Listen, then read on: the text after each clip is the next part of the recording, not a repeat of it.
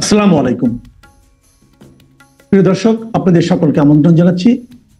ছাত্র থেকে এক লাফে অন্তর্বর্তী সরকারের প্রভাবশালী উপদেষ্টা বনে যান আসিফ মাহমুদ সজীব ভুঁইয়া। চেয়ারে বসার দিনই পুরো দেশকে ঢেলে সাজানোর ঘোষণা দিয়ে সবাইকে তাক লাগিয়ে দেন। তবে প্রায় এক বছরে দেশ না সাজলেও সপরিবারে সেজে গুজে ফুলে ফেপে উঠেছেন আসিফ। এক বছর আগেও যিনি জীর্ণ পোশাকে ছিলেন মিছিলের সারিতে, তিনি এখন হয়ে উঠেছেন ব্র্যান্ডেড ফ্যাশন আইকন। নিজ এলাকায় আসিফের পরিবারের দাপট এতটাই যে ভয়ে তটস্থ স্থানীয় বিএনপি নেতারাও। স্থানীয় সরকার উপদেষ্টার চাচাতো ভাইয়ের মামলায় কারাগারে গেছেন কুমিল্লার মুরাদনগর বিএনপি ও সহযোগী সংগঠনের 13 নেতাকর্মী। অন্যদিকে 5 আগস্টের পর থেকে মুরাদনগর কাঁপছে আসিফ মাহমুদের বাবা বিল্লাল হোসেনের দাপটে। একই পরিবারের 3 সদস্যকে হত্যা সহ এলাকায় দখল সন্ত্রাসের ঘটনায় নতুন করে সামনে এসেছে বিল্লাল হোসেনের নাম। প্রশ্ন হলো, দেশকে বদলে দেওয়ার কথা বলে আসিফ মাহমুদ এখন নতুন বন্দোবস্ত কায়েম করলেন। পুরো দেশে শান্তি প্রতিষ্ঠা করা দূরের কথা, তার পরিবারের দাপটে কেন কাঁপছে মুরাদনগরের মতো একটি উপজেলা? একের পর এক বিতর্কের ঝড় তুলেও কিভাবে দুর্দণ্ড প্রতাপে চেয়ার ধরে রেখেছেন তিনি? এই দায় কি শুধু আসিফের, নাকি সরকার প্রধান হিসেবে ডক্টর মোহাম্মদ ইউনূসেরও? বিস্তারিত জানতে চলুন যাওয়া যাক বিশ্লেষণে। যুব ক্রীড়া উপদেষ্টা হিসেবে নিয়োগ পাওয়ার পর 2024 সালের 11 আগস্ট সচিবালয়ের প্রথম অফিস করেন আসিফ মাহমুদ। চেয়ারে বসে বড় গলায় তিনি সাংবাদিকদের বলেছিলেন পুরো দেশকে ঢেলে সাজাতে চান। দাবি করেছিলেন অন্তর্বর্তীকালীন সরকার অধীনে এমন একটি সিস্টেম তৈরি করে দিতে চান যাতে যে ব্যক্তি আসুক সে সিস্টেম ফলো করবেন, তাতে আর কখনোই দুর্নীতি অনিয়ম এসব ফিরিয়ে আসবে না। দর্শক, 16 আগস্ট শ্রম ও কর্মসংস্থান মন্ত্রণালয়ের উপদেষ্টার দায়িত্ব পান আসিফ মাহমুদ। ওই মন্ত্রণালয় তার হাতে ছিল 10 নভেম্বর পর্যন্ত। দায়িত্ব পুনর্বন্টনের পর 10 নভেম্বর তিনি হয়ে যান স্থানীয় সরকার, পল্লী উন্নয়ন ও সমবায় মন্ত্রণালয়ের উপদেষ্টা। একই সঙ্গে আছেন যুব ও ক্রীড়া উপদেষ্টার দায়িত্বেও। ছাত্র থেকে রাতারাতি সরকার উপদেষ্টা বনে যাওয়া আসিফ মাহমুদের প্রভাব ও দূরত্ব বাড়তে সময় লাগেনি। কেবল তিনি নন, পরিবারের সদস্যদের বিরুদ্ধেও নিয়মিত বিরোধিতা আসছে গুরুতর বহু অভিযোগ।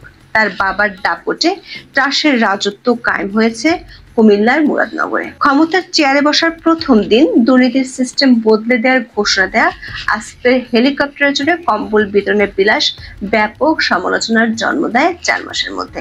রাতারাতি তিনি পরিচিতি পান হেলিকপ্টার উপদেষ্টা হিসেবে। ডিসেম্বর উত্তরবঙ্গে 200 টাকা দামের কম্বল বিতরণের নামে মাত্র 6 দিনে 28 বার হেলিকপ্টারে চড়ার রেকর্ড করেন তিনি। সরকারের পক্ষ থেকে সে সময় অবশ্য ব্যাখ্যা দিয়ে বলা হয়, উপদেষ্টা মহোদয় কম সময়ের মধ্যে সর্বোচ্চ পরিমাণ উপজেলায় জনসাধারণের কথা শুনতে চেয়েছেন, তাই তার জন্য এমন হেলিকপ্টার বিলাসের আয়োজন করতে হয়েছিল।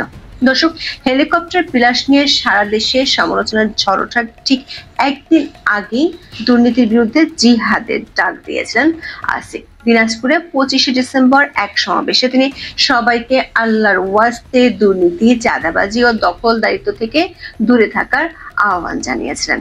অথচ তার মন্ত্রণালয় ঘিরে দুর্নীতির অভিযোগ সবচেয়ে বেশি।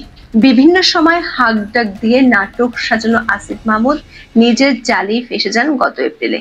ঘুষ, দুর্নীতি ও অনিয়ম সম্পর্কিত অভিযোগ ও পরামর্শ দেওয়ার আহ্বান জানিয়ে তিনি নাগরিকদের ইমেল পাঠানোর অনুরোধ জানিয়েছিলেন। এরপর 11 এপ্রিল পর্যন্ত মোট 909টি ইমেল পান আসিফ। এর মধ্যে বেশিরভাগ ইমেলে অভিযোগ আসে স্থানীয় সরকার মন্ত্রণালয়ের বিরুদ্ধে, যে মন্ত্রণালয়ের দায়িত্বে আছেন আসিফ মাহমুদ সজীব ভুঁইয়া। দর্শক, শুধু ইমেলে অভিযোগ নয়, গত এক বছরে আসিফের কথা ও কাজের মধ্যে ফারাকের বহু ঘটনা দেখা গেছে। গত বছরের 17 নভেম্বর প্রকল্প বাস্তবায়নের ক্ষেত্রে সব ধরনের দুর্নীতি ও স্বজনপ্রীতি বন্ধ করতে কর্মকর্তাদের নির্দেশ দেন স্থানীয় সরকার উপদেষ্টা। এর 5 মাস পরেই খবর বের হয় কুমিল্লা এলজিইডির ঠিকাদারি লাইসেন্স নিয়েছেন আসিফের বাবা বিল্লাল হোসেন। বিষয়টি নিয়ে আলোচনা সমালোচনার মুখে বাতিল করা হয় সেই লাইসেন্স। আর উপদেষ্টা আসিফ বিবিসির কাছে দাবি করেন তার বাবা সরল বিশ্বাসে ভুল করেছেন। ঘটনার জন্য সামাজিক মাধ্যমে ক্ষমাও চান আসিফ। তবে বাস্তবতা হলো বিতর্কের মুখে লাইসেন্স বাতিল করা হলেও এলাকায় প্রতাপ কমেনি আসিফের পরিবারের। ব্যাপক দুর্নীতির অভিযোগে তার নিজ এলাকাতেই নিয়মিত চলছে বিক্ষোভ সমাবেশ। গত জুনের শেষে মুরাদনগরে এ ধরনের একটি বিক্ষোভ থেকে অভিযোগ করা হয় উপদেষ্টা পদ পাওয়ার পর থেকে আসিফ মাহমুদের পরিবার ও ঘনিষ্ঠজনেরা শত শত কোটি টাকার দুর্নীতি করেছেন। অন্যদিকে আসিফের পিএস মোয়াজ্জেম হোসেনের বিরুদ্ধেও দুর্নীতির মাধ্যমে প্রায় 400 কোটি টাকা আয়ের অভিযোগ ওঠে। মোয়াজ্জেমকে পরে অব্যাহতি দেওয়া হলেও তার বিরুদ্ধে তদন্ত চলছে দুদকে। তার বিদেশে যাওয়ার নিষেধাজ্ঞা এবং এনআইডি ব্যবহার বন্ধে নিষেধাজ্ঞাও দেওয়া হয়েছে। দর্শক, দুর্নীতির বিরুদ্ধে জিহাদের ঘোষণা দেয়া আসিফ মাহমুদের পরিবার থেকে শুরু করে ঘনিষ্ঠ কর্মকর্তাদের বিরুদ্ধে এভাবেই ধারাবাহিকভাবে উঠছে দুর্নীতির অভিযোগ। এর মধ্যে বাংলাভিশন টেলিভিশনের একটি অনুসন্ধানে এসেছে ভয়ঙ্কর আরো কিছু তথ্য। এতে দেখা গেছে আসিফের বাবা শুধু দুর্নীতি দখলের সঙ্গেই জড়িত নন, হত্যা নির্যাতনের মতো গুরুতর অনেক অপরাধের সঙ্গেও রয়েছে সংশ্লিষ্টতা। বিলাল হোসেনের বিরুদ্ধে ভয়ভীতি ও হুমকি দিয়ে মানুষকে এলাকা ছাড়া করার প্রমাণও তুলে ধরা হয় প্রতিবেদনে।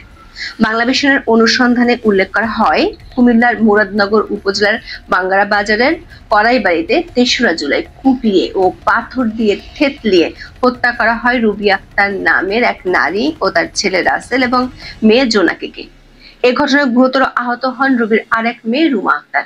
এই ঘটনার মূল আসামি ইউপি চেয়ারম্যান শিমুল বিল্লাল সহ প্রধান আসামিদের সরাসরি প্রশ্রয় দিচ্ছেন উপদেষ্টা আসিফের বাবা বিল্লাল হোসেন। বাদীপক্ষের দাবি, এ কারণে পুলিশ কোনো আসামিকে গ্রেপ্তার করছে না। দর্শক, প্রতিবেদনে ক্ষমতার পট পরিবর্তনের 1.5 মাসের মধ্যে মুরাদনগরে আসিফের বাবার দৌরত্বের ভয়ঙ্কর একটি ঘটনা তুলে ধরা হয়েছে। 2024 সালের 17 সেপ্টেম্বর স্থানীয় আকুবপুর ইয়াকুব আলী ভুইয়া পাবলিক উচ্চ বিদ্যালয়ের ভারপ্রাপ্ত প্রধান শিক্ষক শিখা রানীকে মবের মাধ্যমে অপসারণের নেতৃত্ব দেন আসিফের বাবা।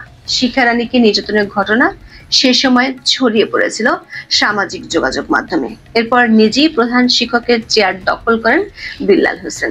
বাংলাভিশনকে শিখা রানী সেদিনের ভয়াবহ ঘটনার বর্ণনা দিয়েছেন। বলেন, ওই দিন তাকে স্কুলের একটি কক্ষে আটকে রেখে প্রথমে পদত্যাগের জন্য চাপ দেওয়া হয়। রাজি না হলে এক পর্যায়ে তার উপর নেমে আসে অমানবিক নির্যাতন। 6 ঘন্টারও বেশি সময় ধরে ওই কক্ষে অবরুদ্ধ করে রেখে বিবস্ত্র করেও চালানো হয় নির্যাতন। পরে তাকে স্কুল থেকে বের করিয়ে গ্রামের প্রধান সড়কগুলোতে ঘোরানো হয়। এর ভিডিও ধারণ করে ছড়িয়ে দেওয়া হয় সামাজিক যোগাযোগ মাধ্যমে। সেই ভিডিওতে শিখা রানীকে হেনস্থাকারীদের দলে উপদেষ্টা আসিফ মাহমুদের বাবাকে দেখা যায়। দর্শক, ওই স্কুলের টাকা আত্মসাতের অভিযোগে আসিফের বাবা বিলাল হোসেনকে 2014 সালে বরখাস্ত করা হয়। এরপর ভারপ্রাপ্ত প্রধান শিক্ষক করা হয় শিখা রানীকে। এই ঘটনার প্রতিশোধ নেওয়া হয় আসিফ মাহমুদ উপদেষ্টা হওয়ার পরে। নির্যাতনের ঘটনায় আসিফের বাবা বিলাল হোসেনের বিরুদ্ধে থানায় মামলা করতে চেয়েও পারেনি শিখা রানী। পরে আদালতে মামলা করা হলে সেটিও খারিজ করে দেওয়া হয়। শুধু শিখা রানী নন, আসিফের বাবার দুর্নীতির বিরুদ্ধে ব্যবস্থা নেওয়ার সময় স্কুলের সভাপতি ছিলেন স্থানীয় ব্যবসায়ী মোহাম্মদ আলী। 5 আগস্টের পর তাকে গ্রেপ্তার ও রিমান্ডে নিয়ে ব্যাপক নির্যাতন করা হয়।